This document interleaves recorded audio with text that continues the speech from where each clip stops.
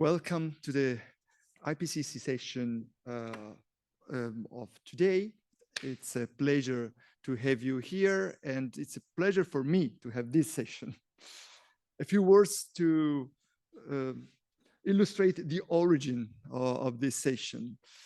We had some contacts also in the past with Philippe from the European Commission. Philippe was encouraging us to talk about the IPCC reports, but also to participate in the IPCC reports more and more. So I thought it was a good opportunity of this conference to come back on this conversation that you started with Phoebe Koundouri last year and repropose it at this conference. And here we are. It's today a real pleasure to make this desire real. And also from preliminary conversation with Philippe, we realized that there is room for collaboration and for clarification somehow also of what we are doing and how we can help and contribute to the IPCC Assessment Report. I have to say that this session is co-organized with the Commission, but also with the IPCC. Today, we couldn't have one representative who was supposed to connect online. She cannot manage, unfortunately, but it's a start of a collaboration that we really look forward to reinforce in the future. So briefly, a few questions that I would like to throw on the table and to discuss today, and are basically also connected to the title of this session. So what has been the contribution of environmental economists in the IPCC processes so far? And what have been your own experience? Because our panelists, I will introduce them one by one in a second, all had experiences within the IPCC or contributing to the IPCC. And looking to the future, how can environmental economists contribute to the IPCC 7th assessment cycle? What are the research or the communication gaps that need to be filled? What are the existing research areas or models that need to be further explored? How can we improve more generally the science policy dialogue in the future? And how can we reinforce collaboration between EAERE, the Commission, and IPCC in the future? So these are very general, overarching questions that I would propose to our panelists. We will go more into details as we go on. The first panelist I would like to introduce is Philippe Tulkens. He's head of unit Climate and Planetary Boundaries, Healthy Planet Director, and Director General for Research and Innovation at the European Commission. He is head of unit since 2021, and the unit activities in the area of are operating in the area of climate change, biodiversity, nature-based solutions, and environmental observation. The outcomes of the unit are used by the team to transfer knowledge and contribute to the design of European policies in the areas covered by the European Green Deal. Over the previous years, Philippe has worked as deputy head of unit on accelerating clean energy innovation in the context of the Energy Union, and as policy assistant to the deputy director general of DG Research and Innovation. He has a PhD in climate physics and worked throughout his career at the interface between climate science and policies in academic institutions, for the Belgian government, for the chairman of the IPCC, and since 2006 for the European Commission. Philippe, it's a real pleasure to have you here today, and I look forward to, and I'm eager to listen to your views on this broad but challenging topic. The floor is yours. Does it work? Yes. Thank you very much for your very kind introduction. It's an honor to be here. as a non-economist, but I worked since a number of years with economists, and I'm really keen on this interface with the policy world, but also interface between natural science and social science on this key issue of climate change, but also more broadly the climate crisis. So there was no presentation from the IPCC, but since I'm the representative of the EU in the IPCC and IPBES, so the panel on biodiversity, I'm strongly involved in the processes. You know that the 7th cycle has started. There will be a special report on climate and cities. That is certainly an area in which some of you who work in this field should be interested in publishing and participating to the process. The scoping for this special report of the IPCC, the scoping meeting took place. We will discuss in the next plenary of the IPCC in Sofia late July on this scoping. And also we will discuss the scoping of the assessment reports from the 3 working group. I suppose you know the structure of the IPCC, but the message there is that the cycle has started. The last cycle was a very long one. It produced 10,000 pages, probably too many pages, but it was a very rich cycle because the science has expanded very much. And I propose this session to this Congress because in my view, and I follow this since some years, science has done a remarkable work. The academic community has been mobilized tremendously, and the young researchers are eager to contribute to the science policy interface, but there are some weak or soft spots that we should address. And one of them is the relation between natural science, economics, in the report themselves. And this is what I would like to talk about for the following minutes. If you have practical question on how to join the IPCC and so on, the process we can discuss in the margin. Those are practical aspects. They are opportunities, and very happy to inform you on this. So I have a few messages, 5 messages, but the 4th and the 5th are very short. My first one is that, in my view, there's room for greater and better representation of the findings from economic research in IPCC. On all aspects, on mitigation, on adaptation, and very importantly now on economics of transition pathways. The game has changed in Europe in particular, but globally as well, is that the question is no longer what should we do? Now it's how do we meet the targets of the Green Deal? The Green Deal is impressive in my view. I'm a civil servant, and if I had to think whether the Green Deal would happen or not, I would have said, oof, unlikely. It was done, and it's a remarkable achievement. The window of opportunity was extremely narrow, and you see now after the election how the momentum, but the main decisions have been taken on the climate component of the Green Deal, but also some other components, including nature restoration law that passed at the very last stage of the Belgian presidency. So that's an incredible achievement. And it will show also some leadership from the European Union. But academics, researchers can contribute to the implementation by reinforcing the knowledge on transition pathways. And you know that the IPCC has been subject to criticism for being inherently too conservative on its warning from a scientific viewpoint, the physics, but this applies also to economics. Why?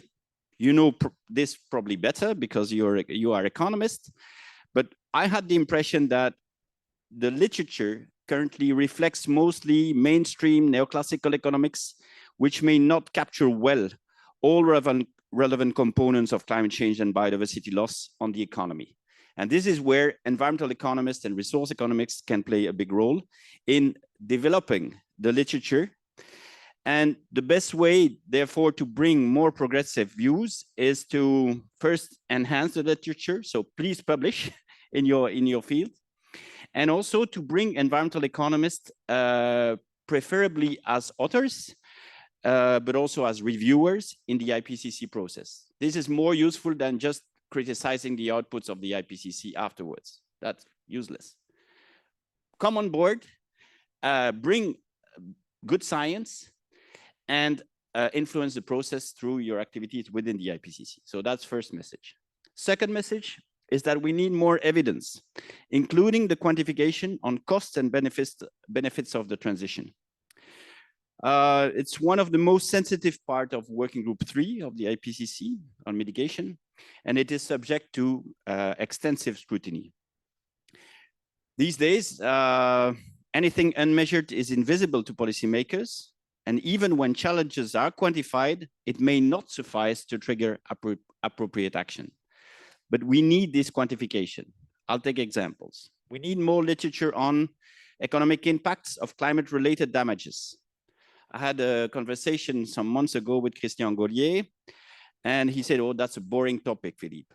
No, there are no boring topics. We need these things. Of course, he's a theoretician, very bright and all that, but we need this information to inform policymakers. And also, we see, for instance, in the area of adaptation, that there's a big difference on the quality and the volume of information that private actors have, insurance, and the public sector. If we ask who holds the data on climate vulnerability, I'm told that it's mostly in the private sector, reinsurance, and insurance sector. This is a risk for society. And therefore, developing data and sharing these data on vulnerability, on economic impacts of climate change is absolutely crucial to contribute to the good management of the public good. Another topic important are the co-benefits of mitigation in the areas of health, environment, employment, quality of life, energy security, and others. Those topics are covered, but not sufficiently. That's my message. We need to reinforce and to broaden the literature. More literature on avoided damages and adaptation costs, also known as cost of inaction, including tail scenarios, nonlinear impacts, transboundary and cascading impacts, quantification on sectors that are not well addressed, such as biodiversity, for instance, and the link with climate change and the economics of this. So with more literature addressing research innovation gaps, the IPCC can then draw on more balanced picture and provide a stronger narrative to support informing climate action. This is the goal. And you know that the IPCC doesn't do any research, but only assesses existing published research. That's why publishing before the cutoff date is useful, because you will see your research potentially accounted for in the report. So, by the way, just a parenthesis, on these areas, we also need better evidence at EU level. My colleagues from DG Klima and also the research contributed to that, also prepared a proposal and an impact assessment for the 2040 target that is on the table of the politicians. And they struggled to find some data on the cost of non-action. There's a lot of work to do there to improve. Also, if you read some findings in the synthesis report or summary for policymakers, you see that some of the findings really need to be strengthened. I will give you one example. I'm quoting: the global economic benefit of limiting warming to 2 degrees Celsius is reported to exceed the cost of mitigation in most of the assessed literature, median confidence. I mean, that's very vague.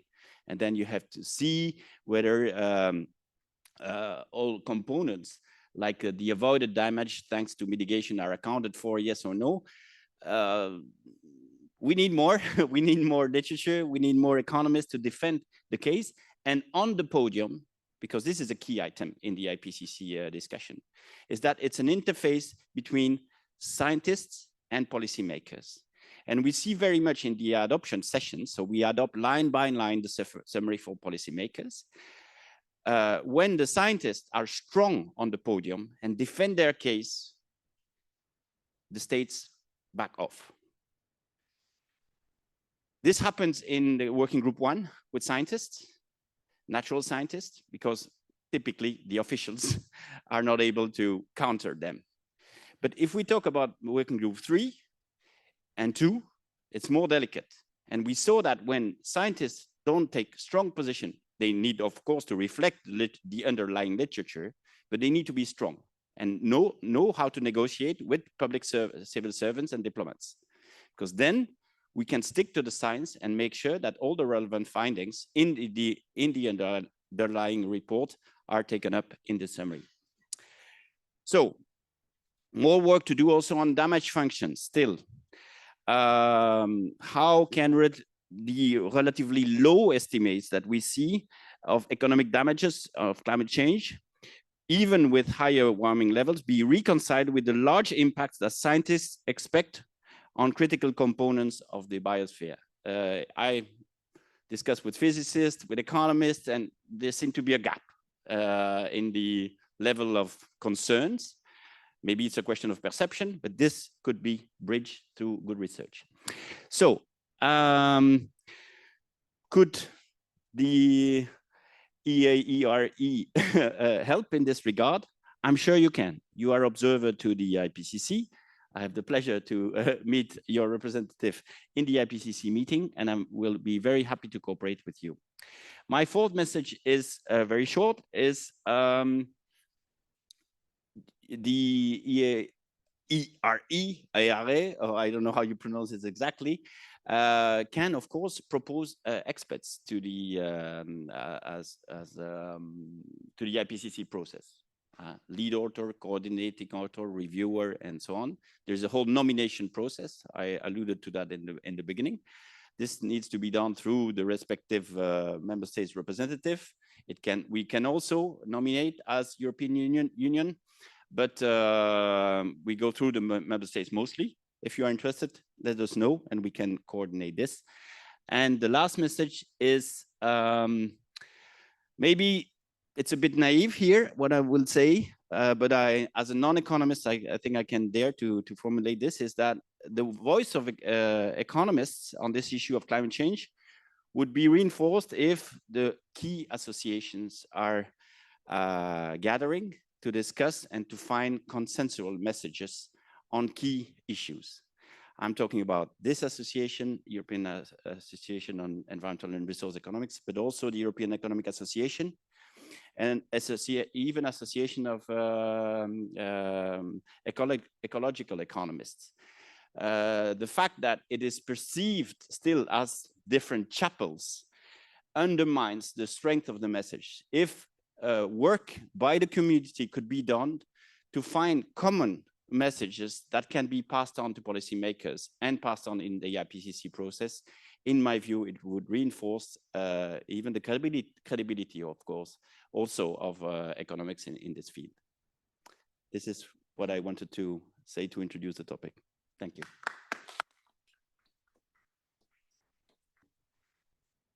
Thank you, Philippe. Very insightful and also passionate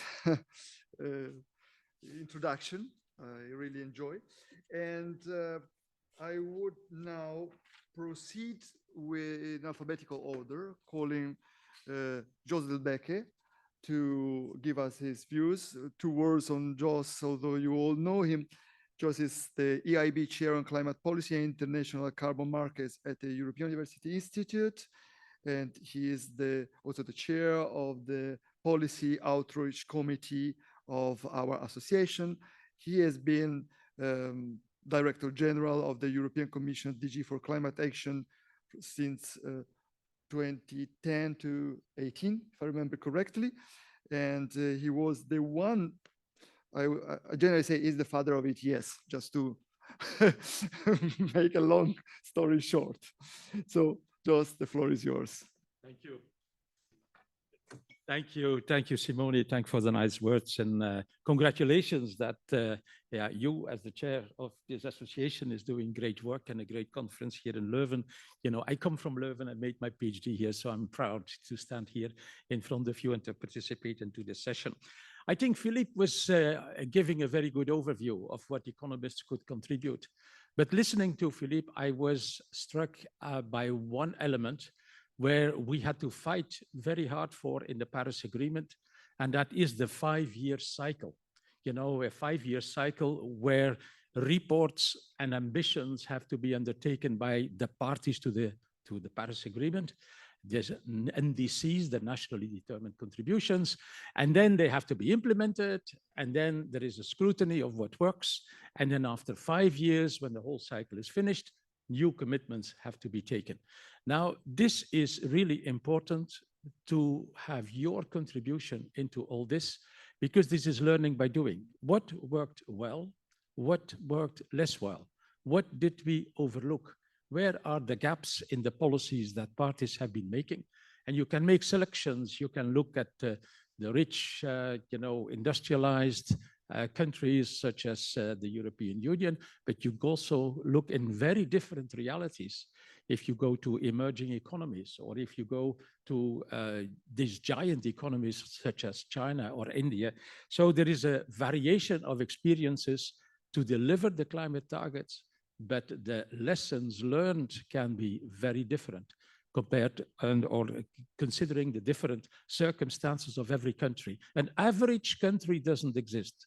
An average member state in the EU doesn't exist. As an average country in the world does not exist. So they are all different. They have their own constraints, politically, socially, historically, geographically, endowment of natural resources, and economists could bring that forward. And that leads me to 3 points I want to make. The first is that what economists are very good at are looking into issues of efficiency and cost efficiency. Because we all know if climate policy measures are taken and they are not considering the cost impact, they can be damn expensive. And we know that the invoice of dealing with climate change is already going to be expensive. So reducing that burden as much as possible is a policy to which the economists could contribute a lot. So efficiency and cost effectiveness, I think, is a strong contribution that economists could make to the debate. And the other side, of course, of efficiency and cost effectiveness is distribution issues, because we all know if you go into policies, there are always distributive impacts that are different on different social groups, on different regions, on different sectors.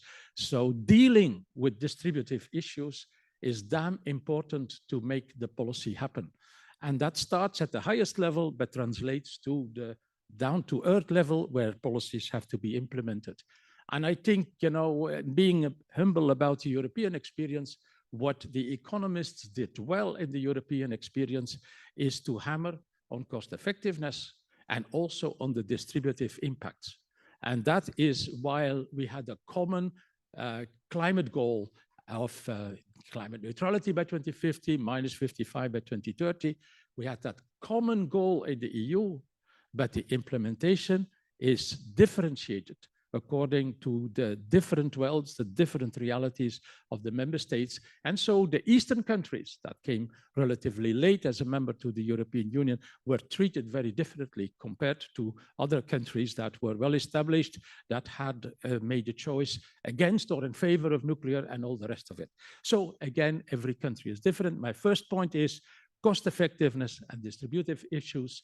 That is a strong point that economists can bring to the table.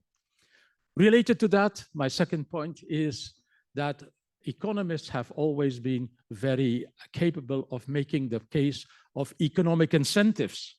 Drivers, pricing carbon is of course an issue that we were implementing in the EU, and it is damn important in all the sessions I was participating here over the last few days. Pricing carbon is such a fundamental issue. And there are many facets. How you do it through taxes, through emissions trading, to credits, etc. But it is damn important to have the incentives right. And we have a lot of work to do. Look at the many, stupid subsidies we are distributing. I'm not diplomatic here, but there are many subsidies that can be reversed that are not contributing at all to the climate targets that we have to have. So carbon pricing, and in particular carbon markets, I think ETSs, we have a good story to tell in the EU. We have a solid price. We have a market that functions well. that our companies are trusting. It has a market volume which was 0 in 2005. It is today more than 800 billion euros, and it has a significant revenue every year that can be used for, in particular, addressing the distributive issues that I was mentioning. But apart from ETSs, there are also other ways of pricing carbon. And the voluntary carbon market is struggling, but there are segments that can add value to the debate compared to the different economic conditions of other states that have governance issues. Because the lesson I learned is carbon pricing works well if your governance structure is well developed. And if it is not well developed, we have cheating in the market and you have oversupply in the market. If it is not managed well, you have the MRV issues, monitoring, reporting, verification, that goes wrong, and the prices drop because there is an imbalance between supply and demand, or there is no demand. And that is where the voluntary carbon market should take some lessons from the ETSs, in that sense that trust is built on good governance. And that is where also economists could contribute a lot. So efficiency distribution, second, carbon markets, and third issue, I think that is a new issue coming on the table, is the role of removals. We have emission reductions, and of course we have to be very ambitious to reduce the emissions related to our economic activities, but there is a lot of duty to develop also removals of carbon from the atmosphere, because we are going to overshoot the 1.5 degrees shortly. We know that, and we will have to correct that. And so what we overshoot, we will have to undershoot. And I think that removals could contribute a lot there. It's a new area. Economists could contribute a lot of insights on that, also on having the incentives right, on having the technologies developed, a whole raft of new issues coming on the table. I know that green NGOs do not like it, but they are wrong. Because if we are serious with the climate targets, we cannot do without solid removals. And then we can have a discussion which ones are the most interesting ones, against what price and all the rest of it. But the removals, I think, is an issue that is coming up everywhere, and we should also be at the forefront of this in Europe. So to sum up, I think economists have a lot to contribute in particular to the unfinished business that was left over or left open in the Paris Agreement. Markets, Article 6, removals, we are continuing to discuss that, and it's going to be an issue that is going to be with us for some time. At the heart of this was another concept, and then I conclude, that Philip was raising, and that is the transition problematic. We have been, I think, too long camping on green technologies and not so green technologies. But you don't fall from 0 to 1. You have a transition part that you have to develop. And how that part is spelled out, I think should be revisited in a more constructive manner. You cannot jump to net zero all over once. You have to walk the path, because you have to carry the whole society. And this transition problematic, what are the transition paths for us, but also for other countries, is very important. And also their economists could contribute on that in looking at the costs, the cost effectiveness, the distributive issues, the incentives, and the role for removal. So thank you very much, and looking forward to your contributions. Publish, make data available and publish. I think that is what Philip was saying. That is really a job that is the job of the academic economist, and I really look forward to that. Thank you very much. Thank you, Jos. And now I move to the third speaker. The third panelist is connected online, and it is Phoebe Koundouri. I know that she is... I'm here. Okay, I cannot see you, but I can hear you. Why can you not see me?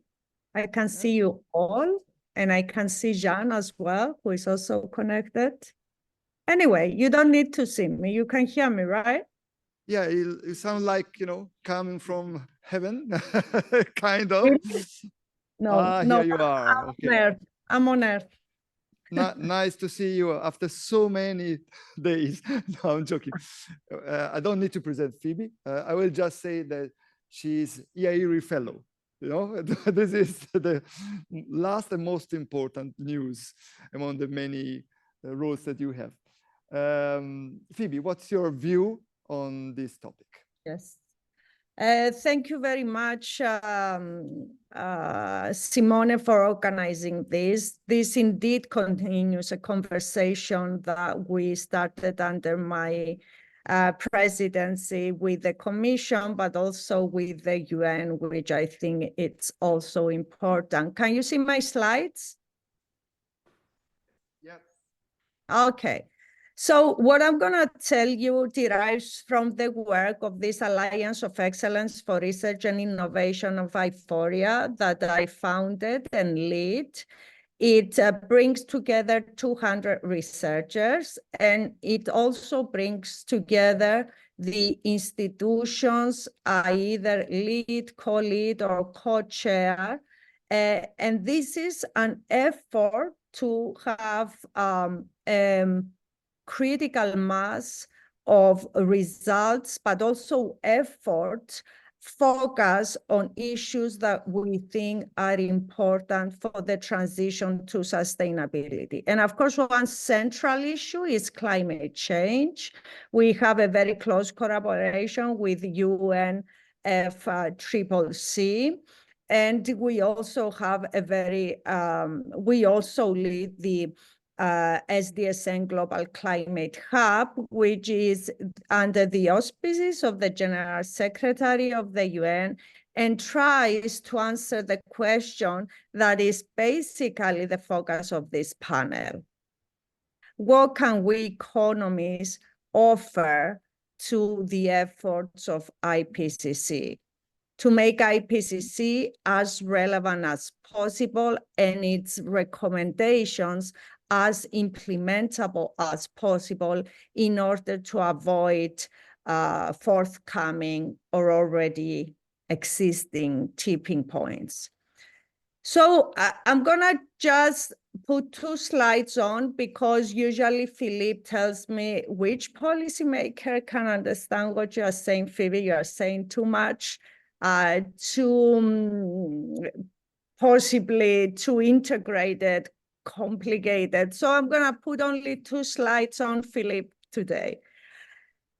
And I'm gonna say with the first slide that we have a very vivid policy framework that is focused on climate change, from the global to the regional. Globally, the general agenda, the only global agenda at the moment in effect is the SDGs. And this is a very holistic, integrated framework that tries to deal with the major issues that can drive the interaction between the society, the economy, and nature into sustainable pathways. But then we also have the transposition of the SDGs in the European Green Deal, a very good transposition, a very unexpectedly good transposition. I agree with Philippe, of the general framework of the SDGs. Lately, we've published in Nature a paper that showcases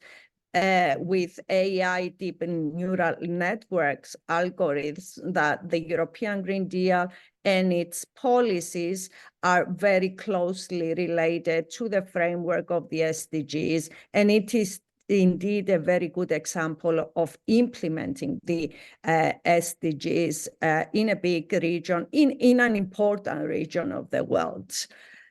Now, how do we really transpose these policy needs, targets, commitments into economic research in order to inform the IPCC? To do so, first you need to realize that this is very holistic and integrated, then that it is systems analysis, that the socioeconomic system is just one system that you need to take into account, and that is not just about identifying instruments, it's about identifying the pathways of the optimal mixture of economic, fiscal, and financial instruments, together with the technologies and the policies per scale of interest that will allow the transition from where we are today to where we want to go. And this is exactly the logic of the Global Climate Hub. And I'm gonna use the last 3 minutes to showcase that logic that has also been published in Nature Sustainability as well. So what I think is missing is exactly what the Climate Hub is doing. And the Climate Hub is doing it in collaboration with UNFCCC.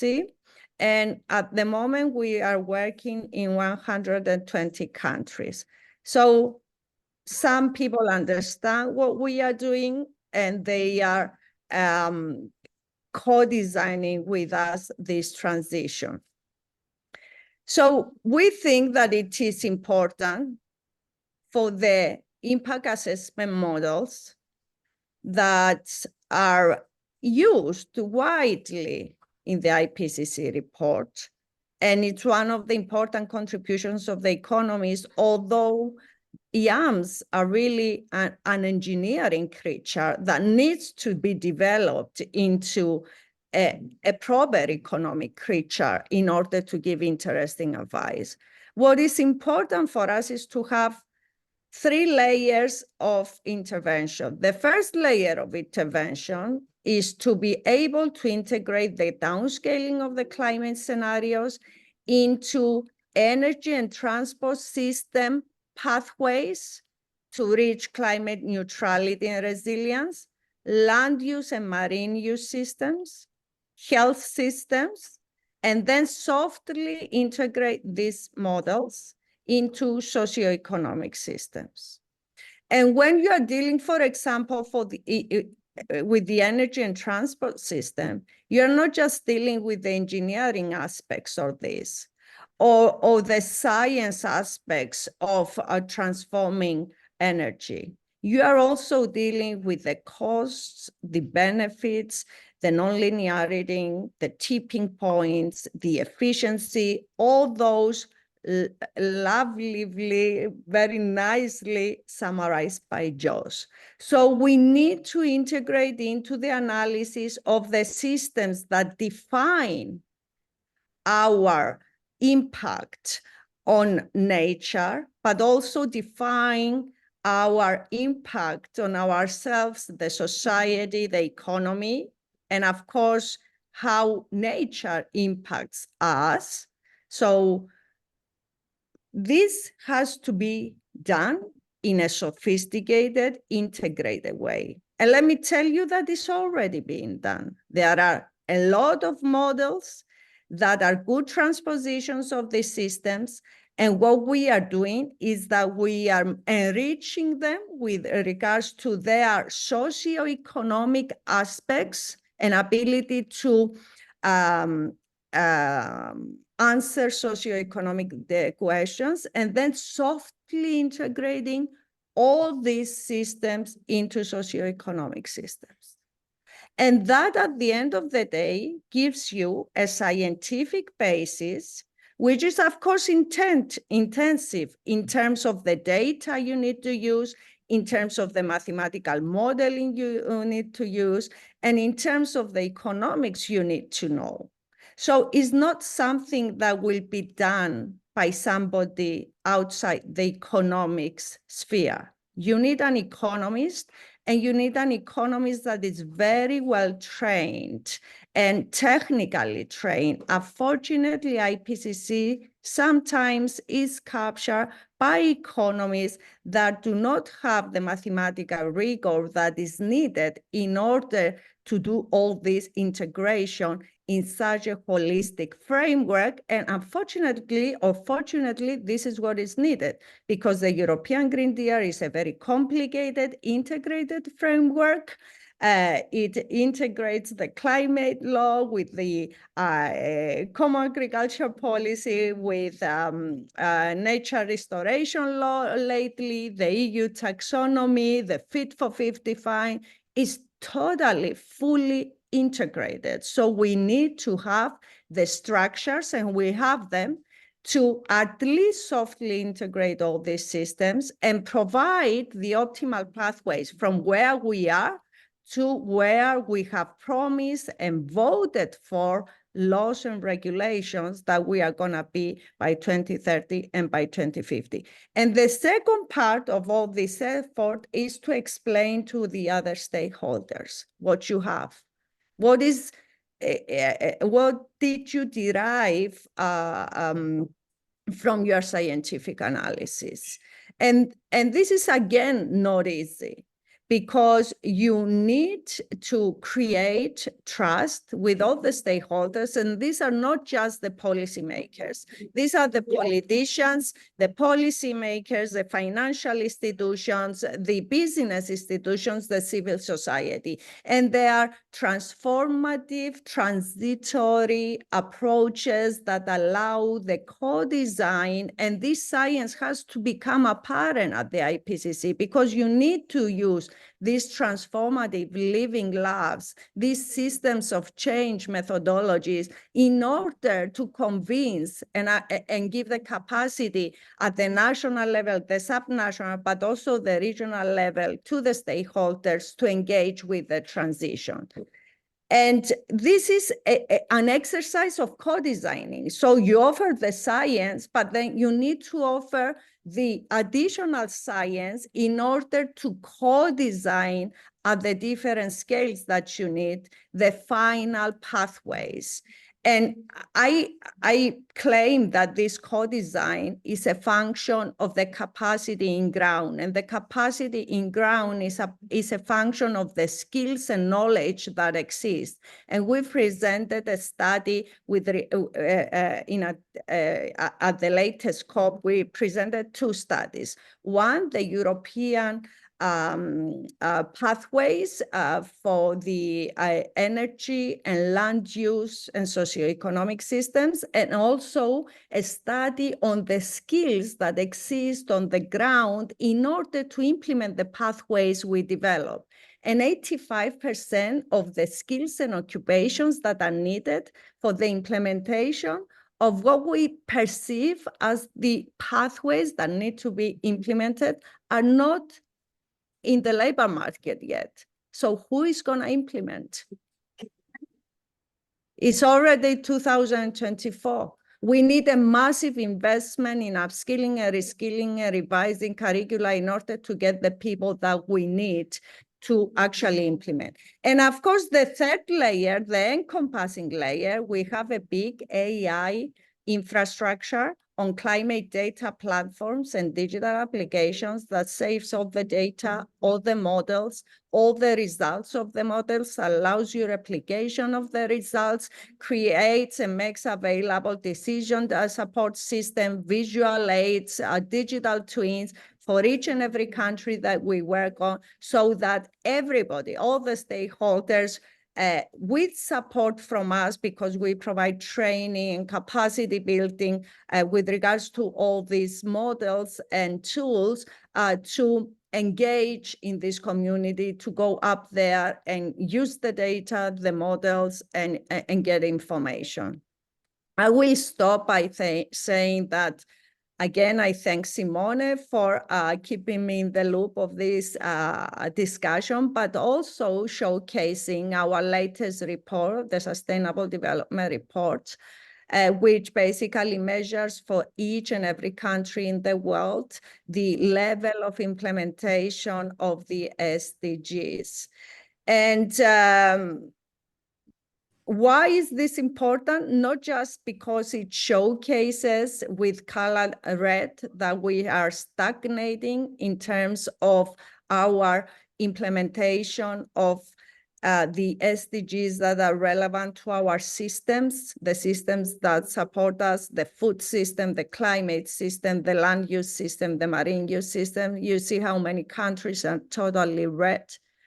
But also I put this exercise of metrics calculation on a slide because it showcases how you can start your investigation. It showcases where you are. So in order to derive pathways to climate neutrality, climate resilience, mitigation, and adaptation, you need to know where you are.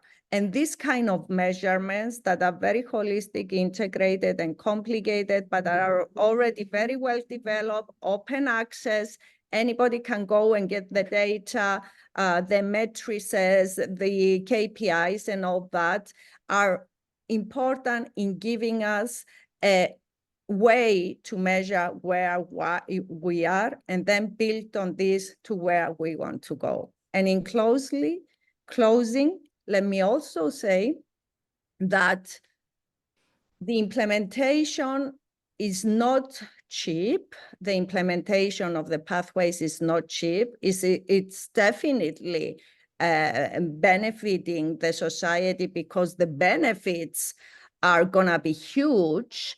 However, this does not answer the question of financing the pathways. In countries where you have fiscal space, blended finance is, of course, the question, and there are many general equilibrium models that can easily showcase how you can finance the investments you need. We have many studies on this, and at the same time, care for the vulnerable, care for the communities that cannot afford to implement, to pay for the climate policies. It is easy to create packages of measures to support them, and also, as I said before, provide them with the capacity in terms of skills and knowledge in order to really engage in the labor market of the transition. However, the other big, huge issue that I think IPCC should bring into center stage, and this is what is happening at the Summit for the Future now in July and in September in New York, is to figure out how we are going to finance the implementation of the pathways in the Global South. There is no fiscal space there. 1/3 of the countries in the world, most of them in the Global South, are the brink of default. So we need to start to seriously talking about the restructuring of the global financial architecture in order to allow the restructuring of multilateral institutions that would provide the cheap SDG-focused finance, long run with low or zero interest rates that can support the Global South. Are finished. So in my role as G20 advisor, this is one central theme. I think it should be a central theme in IPCC, and there are many people in our community that are also working on this. Thank you very much for your patience. Sorry, Simone. Thank you, Phoebe. Thank you for your views and your experience. And by the way, I would like to mention one thing. We had an interesting session together on the link between biodiversity, climate change, and land use, which was one of the topics that Philip was aiming at, let's say. So we are working on that. The next speaker in line is Xavier Labandeira. Xavier is the Secretary General of the EAERE Policy Outreach Committee. He is Professor of Economics at the University of Vigo. He was Director of FSR Climate in the period 2014-2017. And among the many experiences, one I want to stress, he was the lead author of the 5th assessment report for the elaboration of the 5th assessment report. So, Xavier, your experience and your views on the topic. Okay, thank you very much. Hello, everybody. And well, the purpose of this session, which I want to thank Philippe, by the way, for bringing the attention to the association, and we have this meeting here because Philippe called us, and Simone thought this was a very important issue. So the purpose of this session, I was saying, is to promote your participation, or to foster the participation of our associates in the IPCC. I think many things were said already, and I think we have also very authoritative participants later, Max Tavoni here and Minx online. So I will try to be short, because they probably can provide much more valuable information than the one I'm going to give you.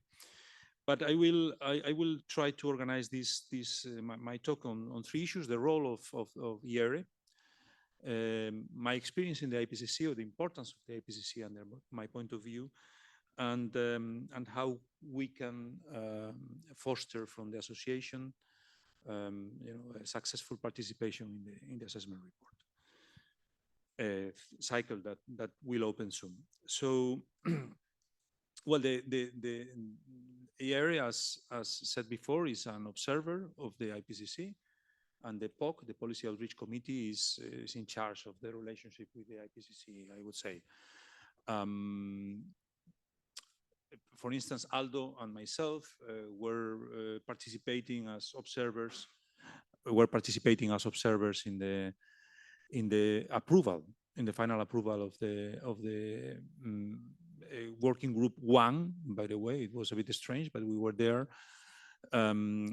Summary for policymakers. So this is the type of things we do, and we want to engage from the Policy Outreach Committee in the promotion of our participation as an association, and also as of our members, right? Why is the IPCC so important? I would say that first of all, it was given a Nobel Award years ago, the IPCC, as an institution, and the participants in the works of the IPCC.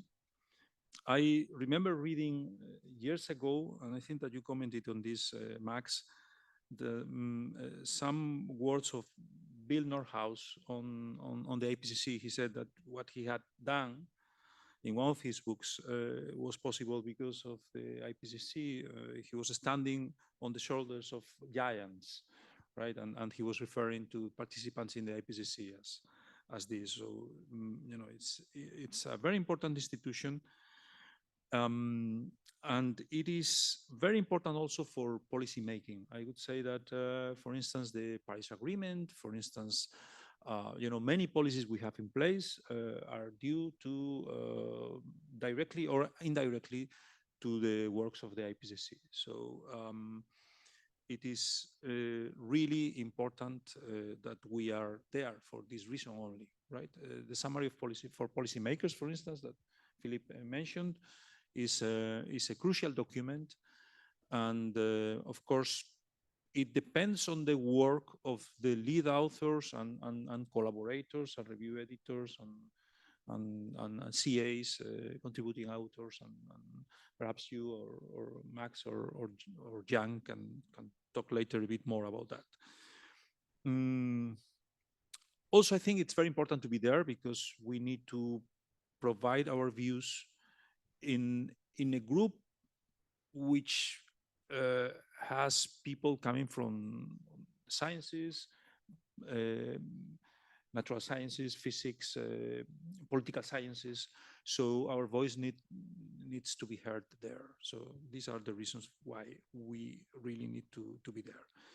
What's my experience? I was lead author of the fifth assessment report. I was review editor of the sixth assessment report as well.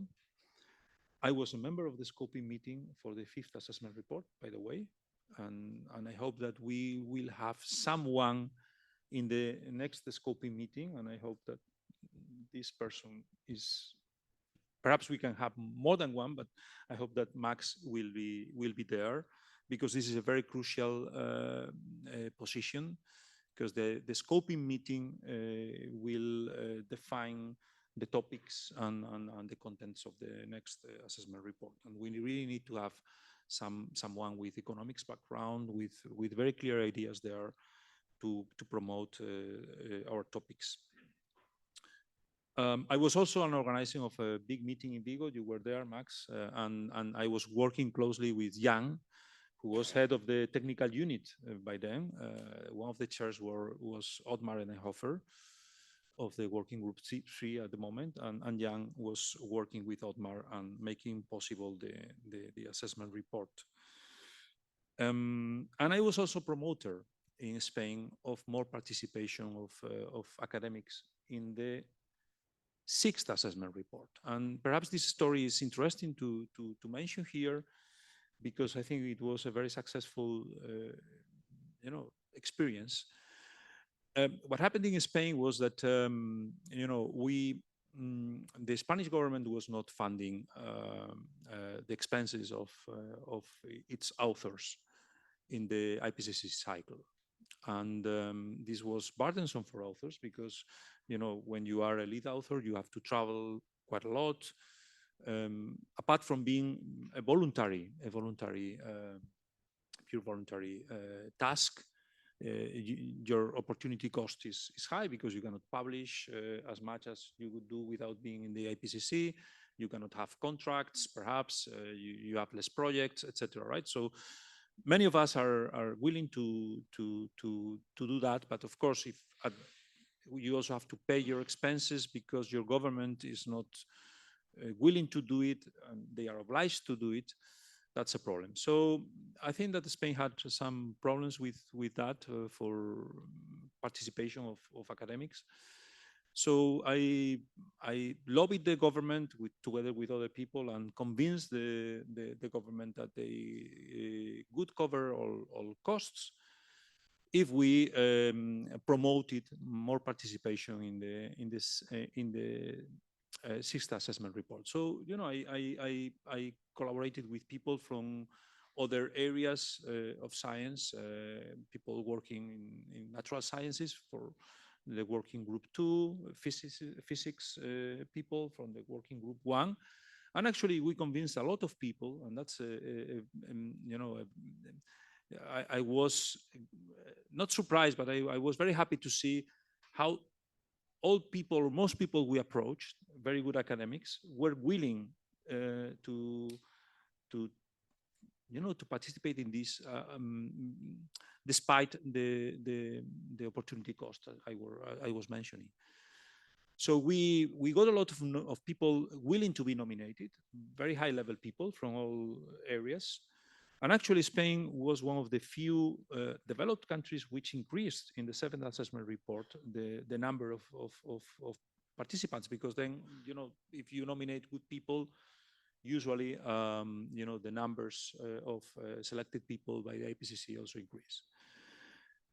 One message I want to give here as well is that your role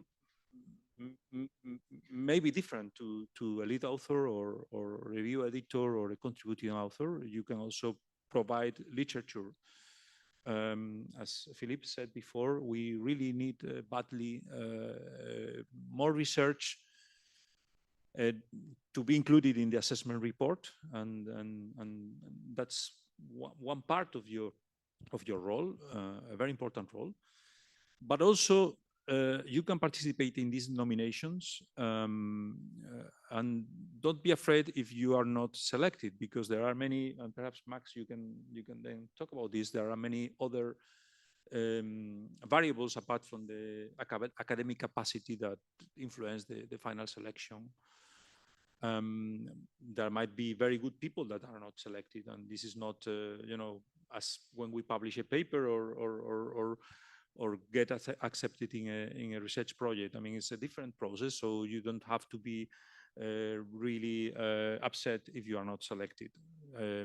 That's important, and I gave this message to very good people that were not selected in this process. I mentioned in Spain. Well,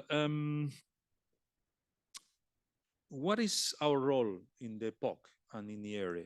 Perhaps we need to work, as I did in Spain, to promote more participation. And perhaps, and I didn't talk to you about this, Simone, before, this is perhaps a surprise for you, but perhaps we need to create some incentives in the association, some recognition for the people working in the IPCC. Yesterday, there was a very nice ceremony giving practitioner awards to key policymakers, academic awards to good academics for publications, etc. And this is a very, very important role, a voluntary role. And I think that perhaps the association should start recognizing publicly the people who devote their time and their efforts to the IPCC, because it is, I mean, we need to be there. Philippe said that there were many gaps, many things that we need to cover. But of course, if the IPCC's, assessment report, the economics representation is minimum, and engineers or political scientists are giving their only voice, then we are in problems. Not us and as academics, but the world, because I mean we really need to provide our voice for the solutions that we have and mentioned by Jos, for instance, on pricing and on other things that need to be heard. Thank you, Simone. Thanks a lot. Thanks a lot, Xavier. Also for the suggestion, it's a very good point. I hope Silvia Bertolini, who's the next Secretary General, doesn't freak out because of a new award, but we can fix it at a later stage. I would like to call now Jan Minx. I think Jan is connected from remote. Jan, can you hear us? Yes, I can hear you. Can you hear me? Okay, we can hear you. Now we can also see you. Great to see you, Jan. I know that you also had to go, but you were here these days. Just a few words to introduce you. Jan is the head of the working group Applied Sustainability Science at MCC Berlin and visiting professor for climate change and public policy at the Priestley International Center for Climate at the University of Leeds. He works on a broad range of topics in climate and sustainability policy, such as pathways to climate neutrality, role, potential risk, and governance of carbon dioxide removal technologies that Jos was mentioning before, trade-offs and co-benefits of climate policies, just transition, global coal phase-out, and many others. On top of this, you also work on one of the things that I'm eager to hear about, how artificial intelligence can be used to scale evidence synthesis methods, and also how computational text analysis tools can be used to scale traditional social science methods. And this is also something that is part of the Capable project in which we are partners together with CMCC. So Ian, the floor is yours. Yeah, thank you so much for the invitation, first of all, and sorry that I had to leave early. Can you see my slides? Yes, we can. Okay, excellent. So I'm maybe simplifying a little bit to make a point. I think as a community, like my big message will be that we have to organize a little bit more to actually enable IPCC authors. So we need to engage in the IPCC, but we also need to provide actually the evidence base in a better way that the people who are then elected to be authors can do a good job. So in a nutshell, let me just make an argument. I think we've already heard it today. We are still, first of all, need to recognize that as a global society, we are still stuck in the age of fossil fuels. That's obviously not true for Europe, but for the world has not managed the turnaround yet. And we have only basically 30 years left to get back to net zero emissions. And it's now increasingly important that we understand, because we have a lot of experience now in climate policies, that we understand what climate policies work under what conditions and why. And for this, we need to have robust causal evidence of effective policy interventions to design good solutions and do good projections. I think that's absolutely critical. I think the success in international climate policy, that we are in the international process and international climate diplomacy where we are right now, is unthinkable without without the IPCC, I would say. And I think the IPCC has done a great job in doing some learning, but it's has already been alluded to that this a lot of this has been related to modeling climate physics, but also there's an example here, basically on the attribution of the anthropogenic interference to warming, and but also in terms of charting out the ways towards keeping warming within the global climate targets. And I think there we have done a really good job as a society. But I think we have been much less successful as a community in understanding policy instrument performance. And I'm not going to read this out. Maybe I choose a single one statement from AR4 from the summary of policymakers that I think is quite representative for the kind of level of where we are still in terms of synthesizing the evidence on climate policies. Taxes and charges are generally cost effective, but they cannot guarantee a particular level of emissions, and they may be politically difficult to implement and, if necessary, adjust. As with regulations, the environmental effectiveness depends on stringency. So I would say thank you very much. This is kind of textbook economics, and we can do a much better job. We have a much better evidence base. But before I talk about this, I want to reiterate this point. I think if we think of an evidence pyramid where we have primary research and we have at the bottom and science assessments like the IPCC or IPBES at the top, we need a middle layer that synthesizes this evidence. Otherwise, we are not going to be able to do a good job, because there is so much literature out there that IPCC authors, IPBES authors cannot do their job within the assessment. They need rigorous evidence synthesis to actually do a good job. And I think with kind of in the modeling space on the left-hand side, I think we have this, and our tool set here are the model into comparisons. I think that's a big success story. But on the right-hand side, when it comes to empirical evidence, I think we are not there.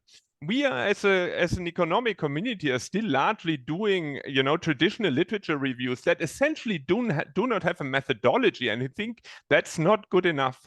We need to step up our game there and basically fix it. And then I think if we do this as a community, and I think it's actually very doable, then we also will make sure that this kind of empirical evidence on what works that we really need is also or can be brought to the assessment in a rigorous way. It's good news. There is already lots of evidence available, and these are only quantitative evaluation studies on different policy instruments in different sectors, and we have thousands of studies. They all await being rigorously assessed, and I think this is what we have to do. This is an example for this sort of thing that I'm thinking about, and I'm just to make the point, I'm choosing here quantitative evidence, but there's also qualitative evidence, and there are methods to synthesize those as well. But let me stick here with this meta-analysis. So there has been actually a discussion on how effective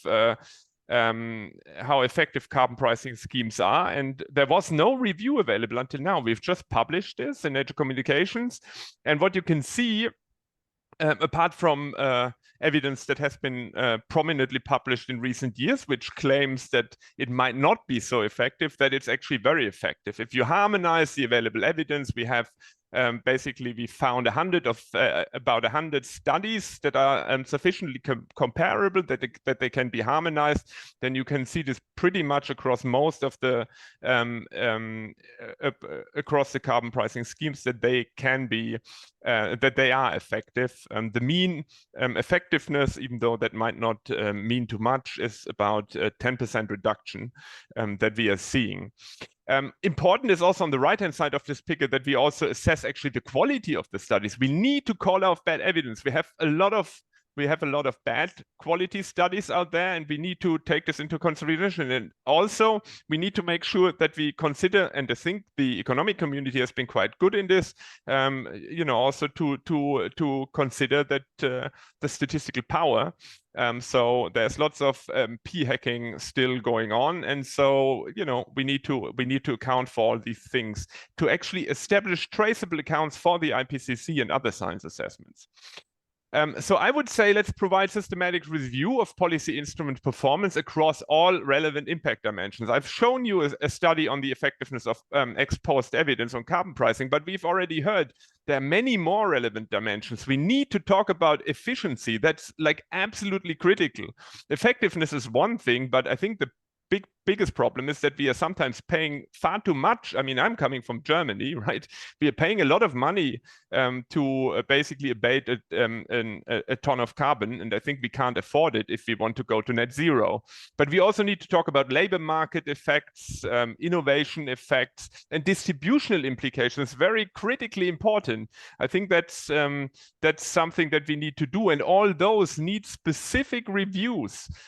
Because we cannot write a single review on carbon prices. So we need something which I would call a systematic review ecosystems, or review ecosystems that have interlinked reviews that, aggregate the evidence on all those dimensions. And not only for carbon pricing, but also for different regulatory instruments, behavioral interventions, for information instruments, etc., etc. So what I would really like to say is, our colleagues, and Massimo is a representative, but obviously Massimo is doing so many different things, very impressive. But this is one thing where he has been deeply involved in the IMC, the Integrated Assessment Modeling Consortium. I think the IAM community has been very impactful in the IPCC, but it's also because they are organizing themselves around the IPCC. And I think if we want to have the same impact, because a lot of social scientists are complaining in the IPCC that they are not sufficiently heard, then we also need to do the same thing. We need to actually aggregate the evidence up so that it can be used. So maybe we need something like a What Works Climate Solutions Consortium. And I think EAERE and other networks need to really play a vital role. But unless we do this, I think it will be really difficult to have a sufficient impact. But on the other hand, I think this is now the right time. We have lots of evaluations, we have lots of studies on different policies, and let's look at them, let's evaluate them rigorously, and then I think we can have a big impact. Thank you so much. Thank you, Ian. Thank you. Very, very interesting. It's now time to call Massimo Tavoni on stage. Actually, Massimo, you have been called several times, so we are really eager to listen to you. Massimo, as you know, is director of the European Institute on Economics and Environment. He's professor of climate change economics at the School of Management of the Politecnico of Milan. He coordinated in the past the climate change mitigation program at FEAM, and he has been fellow in Stanford and postdoc fellow at Princeton. But here in particular, what we are interested in, he was lead author of the IPCC for the 5th and 6th assessment reports. So it's your time. Okay, thanks Simone for organizing this. And thanks to Xavier and all the POC committee of the EAERE and Philip for kind of kickstarting this. I'm completely, in the same ballpark with Jan on this point. And we actually been trying to do some diplomatic work in the past few weeks to try to make sure that in the next assessment report, we have statements on the policies and on effectiveness and on equity and on economics around climate policies, which are more meaningful and more precise than what have been done in the past. and think there's a lot of evidence for doing that. So it's, I would say, few points. A big encouragement to be involved in the IPCC process. It's, as people here know and have been involved, it's also a lot of work. It's all voluntary work. So that's certainly a drawback, but you get a lot of things back. You work in fantastic teams, and IPCC does have a big impact, even more so as time goes by. We hope that the next assessment, the 7th assessment report cycle, will align with the international climate policy cycle, especially with the global stocktake. That's a big uncertain at the moment, but I think it will be very important that the two things do align in the end. Otherwise, it won't have the same policy impact that it would have if it were to come before 2028. So there's certainly a need to speed things up, and there will be a scoping meeting late at the end of this year. I know many people also in the economics community have applied to their focal points, which is, I think, great. We also been trying to spread the voice around, encouraged also by discussion with Xavier and with Anne, trying to organize calls with former IPCC authors to encourage as much as possible candidate nominations from economists. Now, to be an economist, a successful economist in IPCC, the key thing is to be integrated with the other sciences. Unfortunately, I should say economists do not have a great reputation in IPCC. I must warn you about that. Why? First of all, because there's a history of economists, especially in working group 2, suggesting that the climate change impacts, economic impacts, are actually relatively small. And that, leading to significant and pretty harsh conflict with the scientists. That's something that Philippe alluded to. Now, this is past gone because now the evidence, even in economics, is pretty clear that the economic impact of climate change are actually pretty significant and very unequally distributed.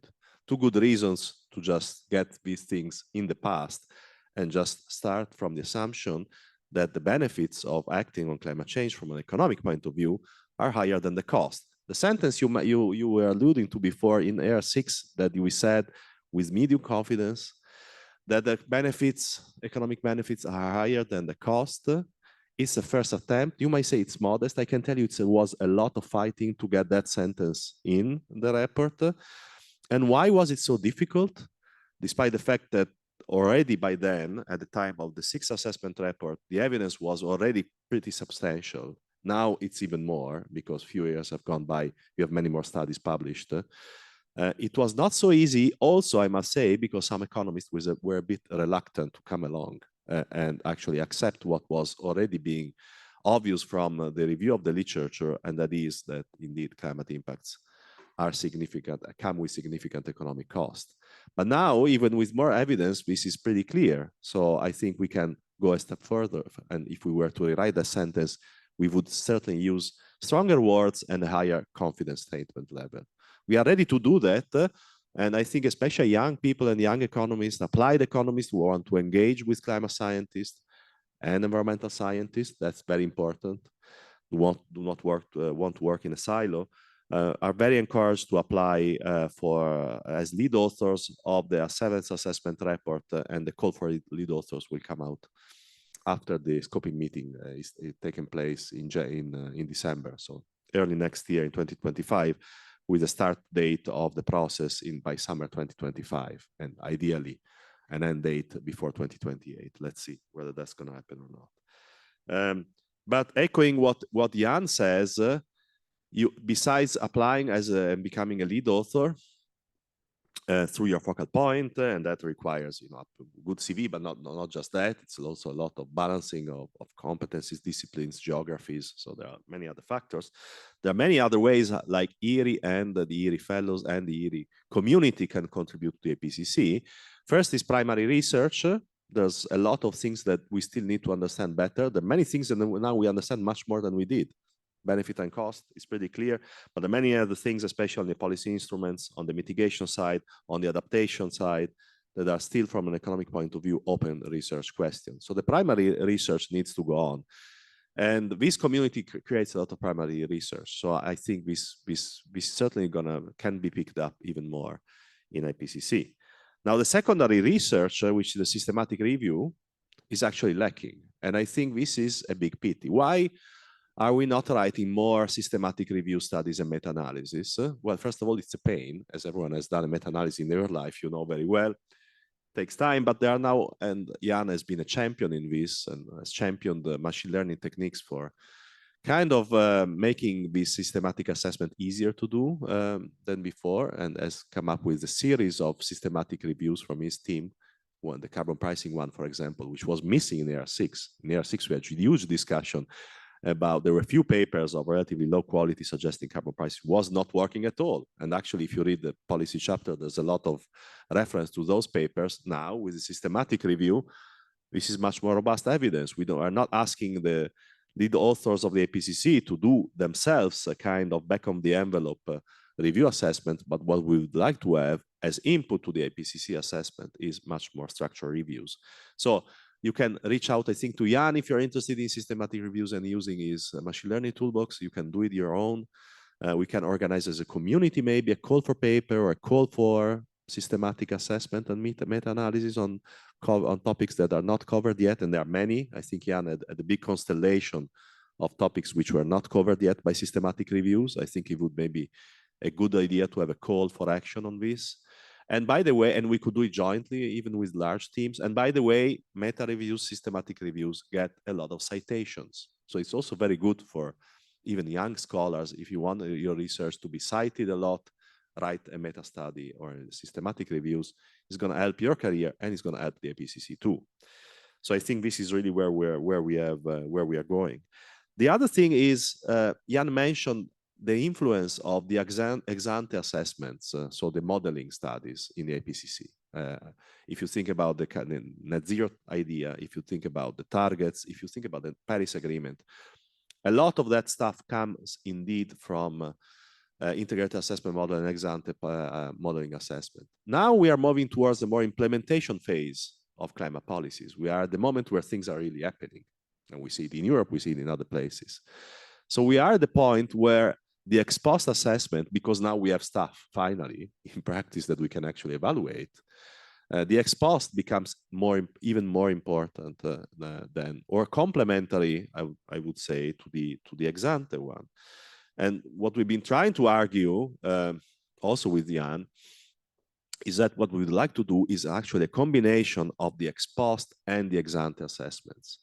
The ex-ante assessments that inform a lot of the policies, take the European policy debate, impact assessment done through models. I mean, you know it very, very well, the 2040 discussion. We need to understand to what extent these models actually reflect the reality of what we know is happening from the existing policy tools that we have, for example, in Europe. Whether there's a bias upward or downward, or whether things can be learned and adjusted in different directions depending on the policy instruments. The models can also evaluate a variety of policy instruments and the policy package altogether, which is much more complicated to do in ex-post studies, which typically focus on one instrument alone. In practice, in reality, we do have a portfolio of tools. We know it very well. And we need to understand the interaction between these policies. They are not just work in isolation. There are obvious interactions, so we need to do that. So what we would like to encourage, and we're actually trying to promote a little bit also within the IPCC, is this concept of a chapter in the next report, or cross-chapter assessments, or anyway activities related to IPCC that do combine the ex-post and the ex-ante, the empirical and the modeling views, in a way that we can inform in a robust way what works, what has worked, what is gonna work in the next few years, and this will obviously complement the long-term scenarios, climate informed scenarios that traditionally inform the IPCC, which look at much longer timescales. We are in implementation phase and we need to get real. And I think this is the time for combining these two strands of research. So just a kind of a recommendation for everyone to get involved, and I guess both through primary, secondary research and through direct nominations in IPCC. And I stop here. Thanks. Great. Thank you, Max. Really illuminating because your experience is deep and helps all of us, but also young scholars who are here. I'd like to open the floor to a few questions. We have around 10 minutes. Yes, please. Come with the mic.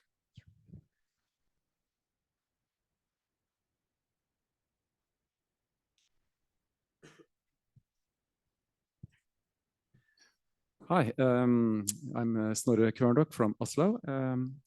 Thanks for a very interesting debate.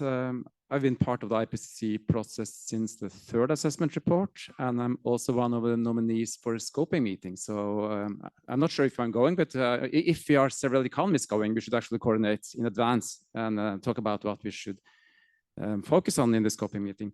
One thing here is many topics has been mentioned, but if you, for instance, read the last assessment report, the sixth assessment report, there's a research gap ending at each chapter.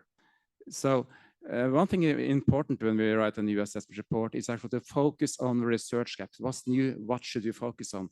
So economists have been involved in IPCC at least since the second assessment report.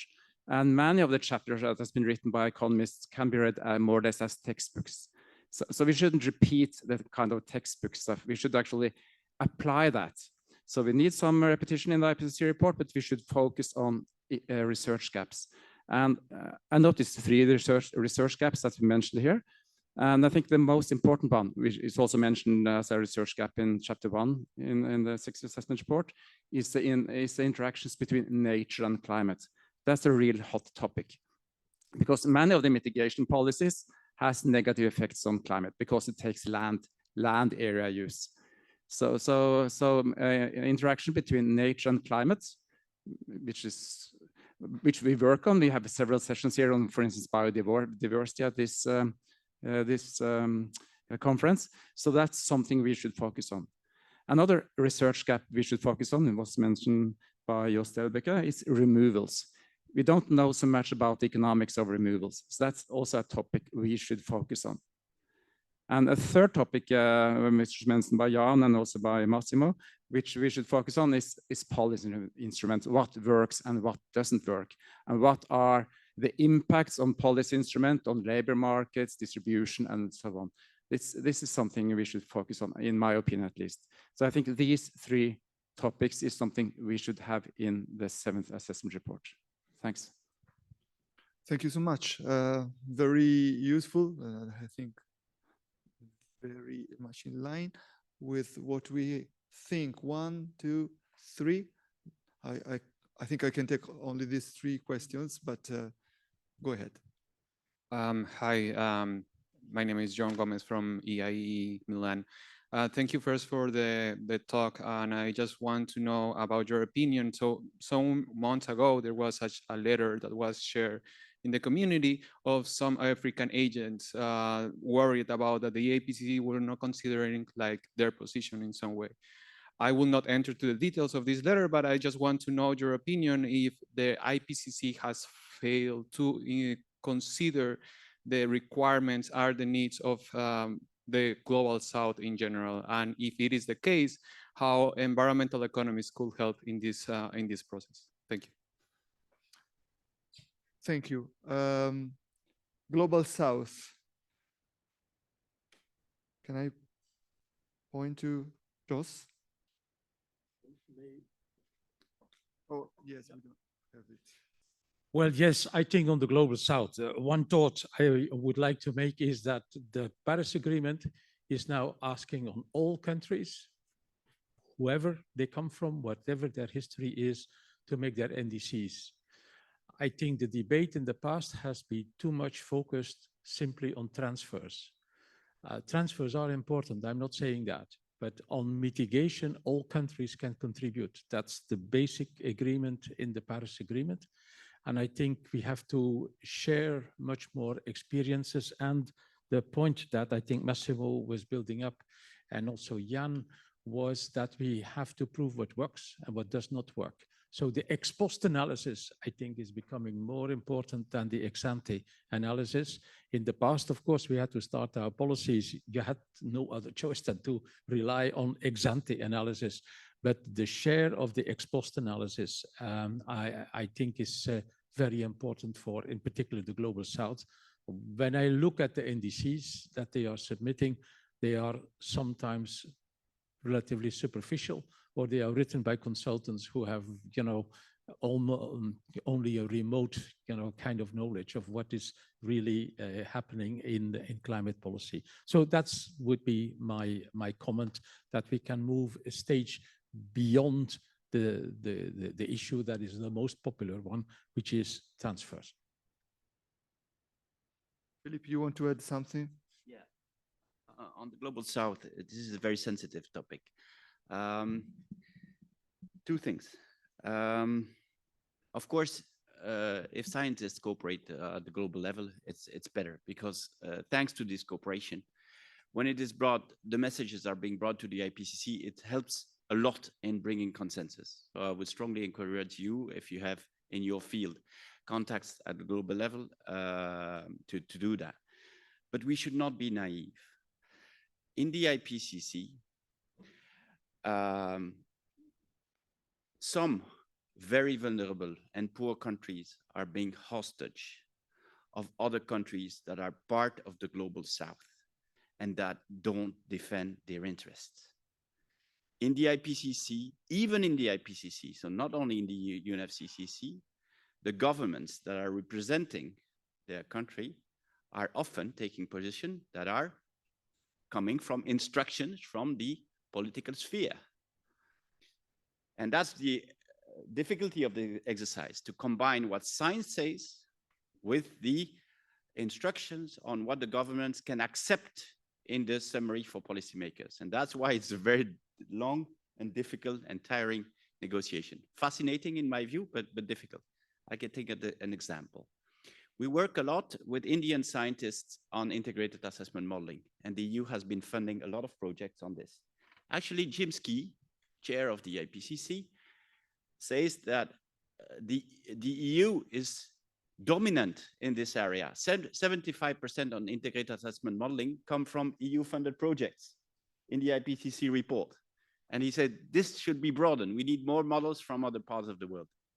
While we work on integrated assessment modeling a lot with India and Indian scientists, the Indian delegate in the meetings took the floor for literally hours to talk about distributive aspects and equity. And it was clear that there was a huge gap between what the scientists are writing in those projects where they work with European scientists and what was coming from their delegate. So this is to say, yes, work with the Global South. It helps, it facilitates the process, but don't be naive, because every country is also defending its own interests. And the role of scientists is to bring knowledge and data and some type of objectivity in the debate. Thank you. Thank you, Philippe. I go to the next questions up there.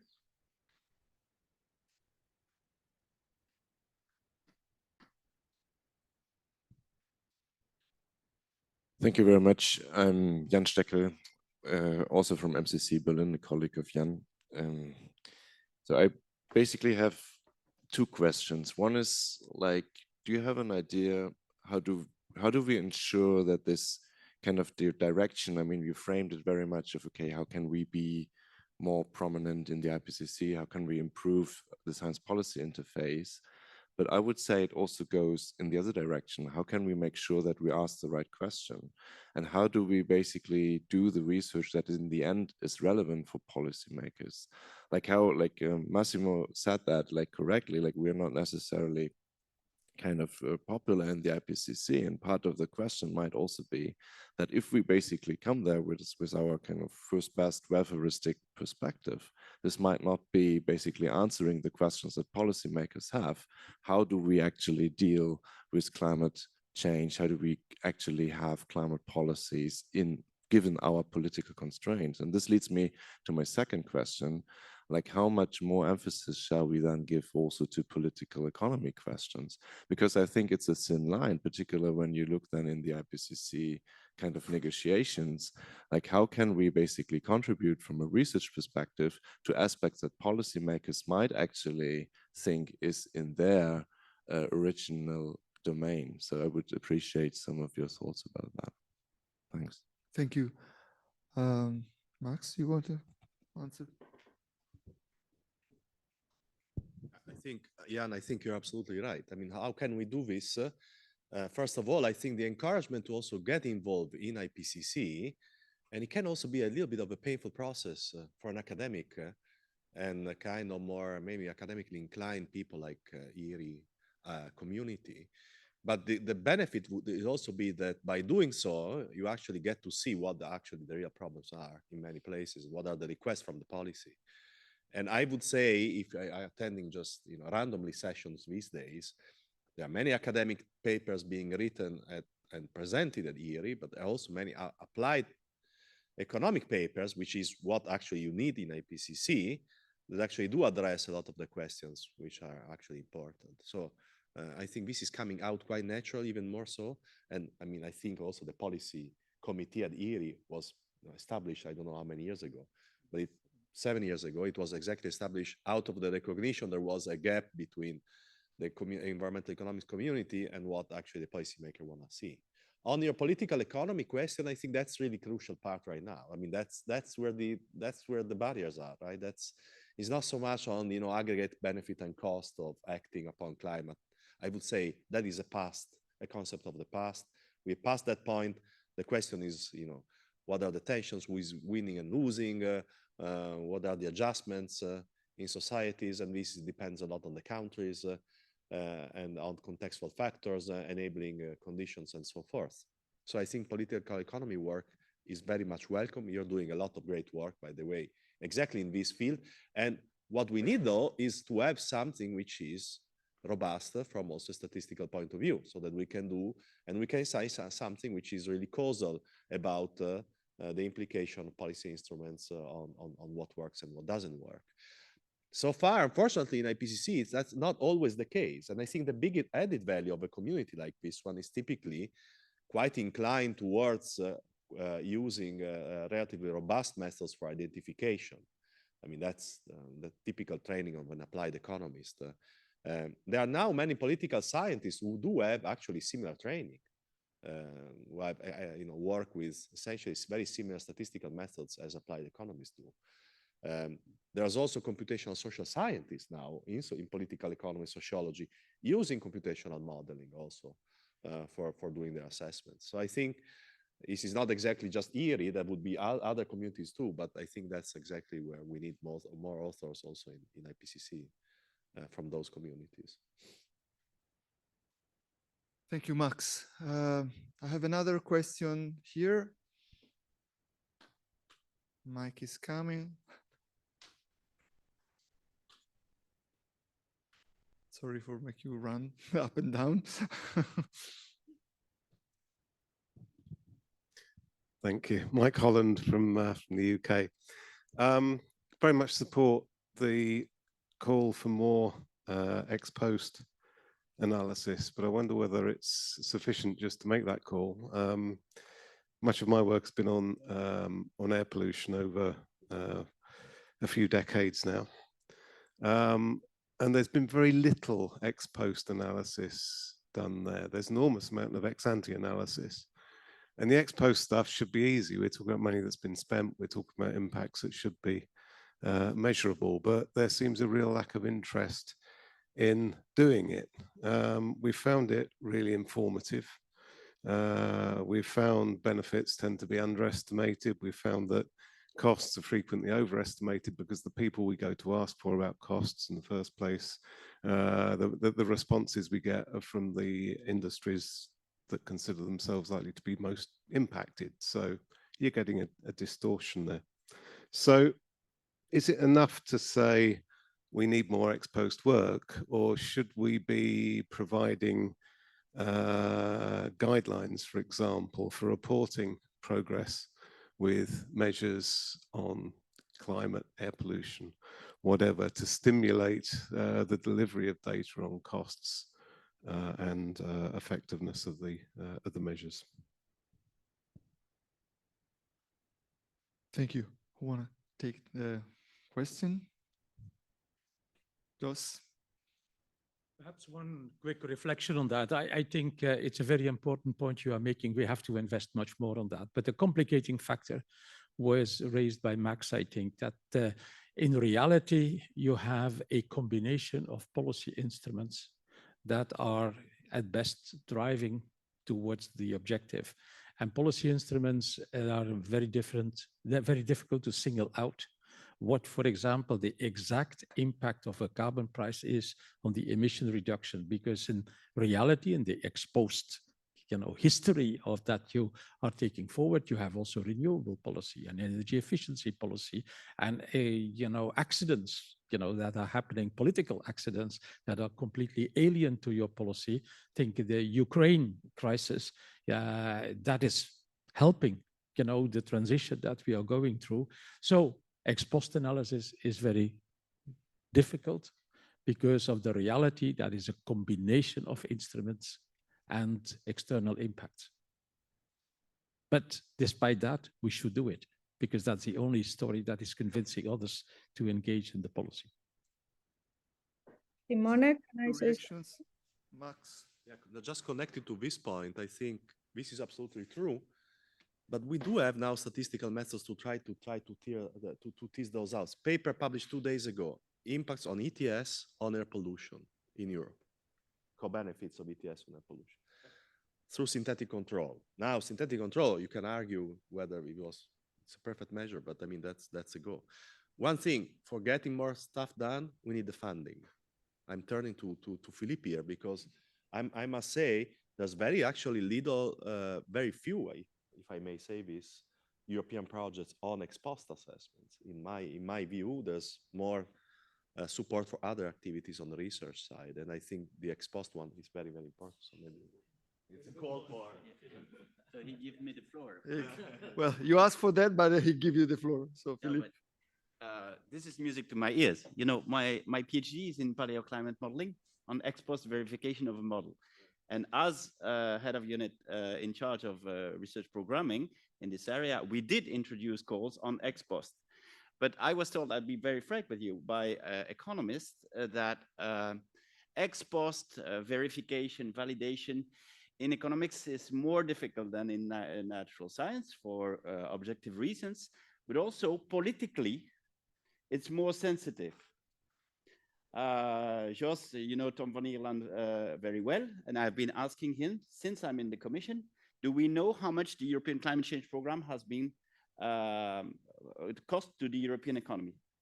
Do we have a comprehensive study? And the answer is no. We have partial studies and all that. And this colleague told me, Philippe, politicians don't want to know actually whether the decisions were the right ones or the wrong ones. So that's why it's politically sensitive. And that's why I'm calling the research community to grab these topics and publish in this area. Ex post verification is absolutely key, and we need to know this. Thank you. Simone, can I say something? Yes, we are about to close, but Phoebe, please go ahead. Yes. I think one important element is that we are not organizing the research in a way that it can help because there is nowhere that all the critical mass of the evidence ex post is collected.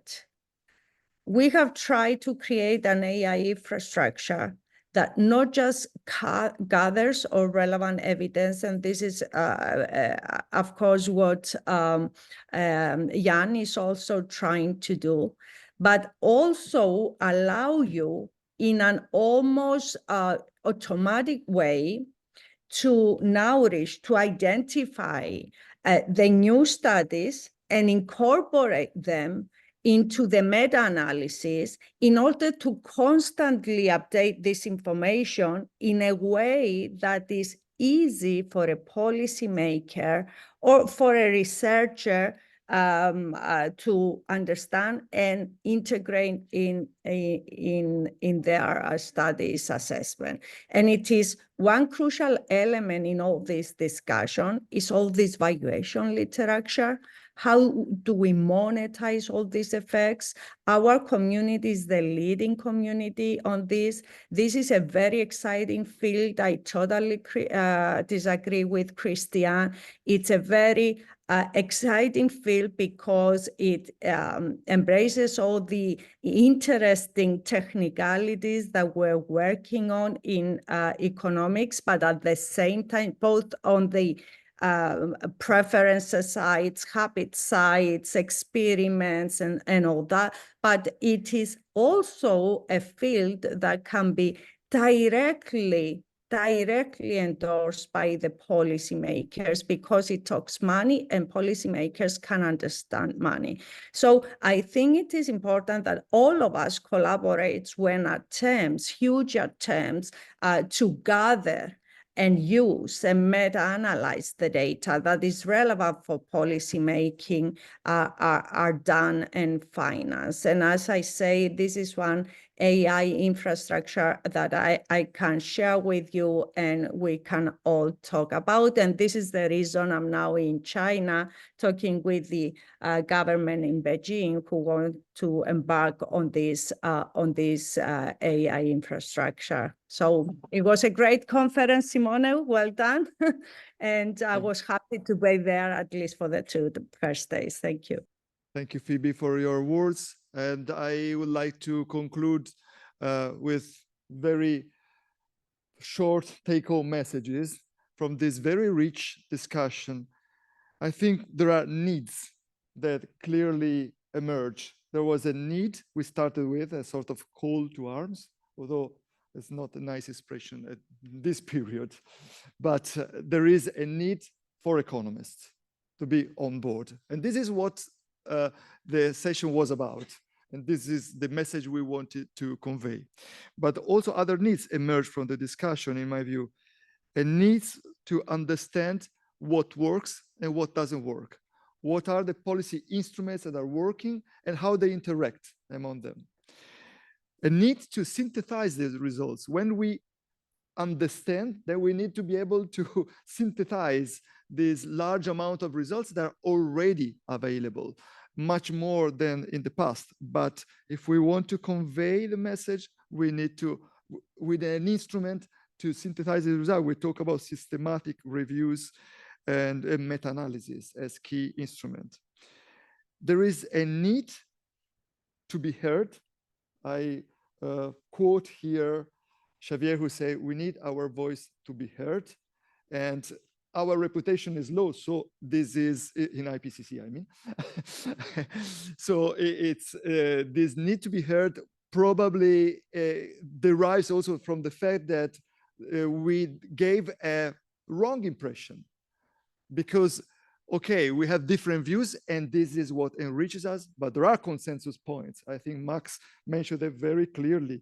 There is a consensus on the fact that there exists an economic impact of climate change, that it's spread differently across the world. There is a consensus on the fact that we should study more distribution aspects. So we have different views, but we have also common views, and we want to convey this message.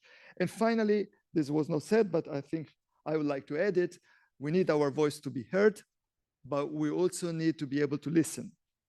Because sometimes we tend to close into our communities, talk among ourselves, and not listen to the other communities. And I think there is a need for more dialogue with other associations, with other disciplines.